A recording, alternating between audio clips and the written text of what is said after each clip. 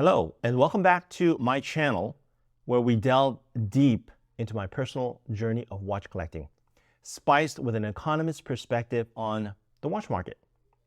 So I started mapping out this video thinking I'd be giving Rolex a hard time and singing praises for Omega. But you know what? Life loves surprises. And I'm about to give you one right now. Let's jump right in. First off, some updates. As an ambassador for Watch Crunch, a home for watch enthusiasts like us, we're knee-deep in a lively discussion on the new Omega Ultra Deep Dive dial. Is it charming or just silly? Click on the link in the comments and join the fray. And on another note, I'm still piecing together my thoughts for a video on my new Rolex Explorer. You know, the 214270. It requires some thought and self-reflection, so stay tuned for that. And finally, let's do a quick wrist check. I'm wearing my new Steinhardt vintage GMT watch. I got this a few days ago. I'm absolutely loving it, and I will do a follow-up video with a review. All right, with the updates out of the way, let's get into the crux of today's talk. Rolex versus Omega releases.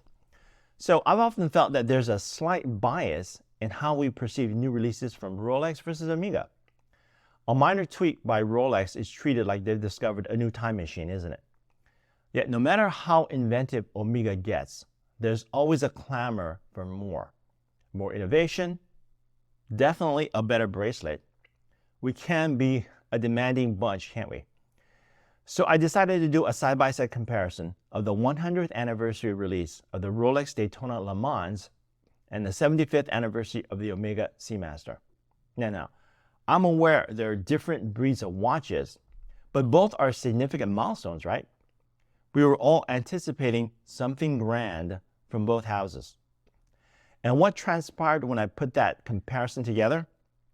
Well, we'll take a look. But first, let's delve into Rolex's link to the Le Mans 24-hour race. The new Rolex Daytona Le Mans Anniversary Edition boasts an exclusive movement caliber 4132. It's a 24-hour chronograph breaking away from the typical 12 hours.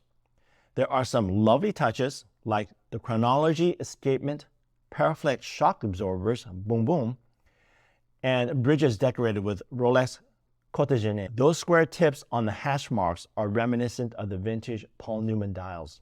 It's not a full-blown homage, but a clever nod to the past. From what we see here, Rolex has innovated.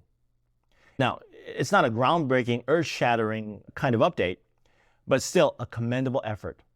Many are already calling this the most collectible Rolex in recent years. What do you think?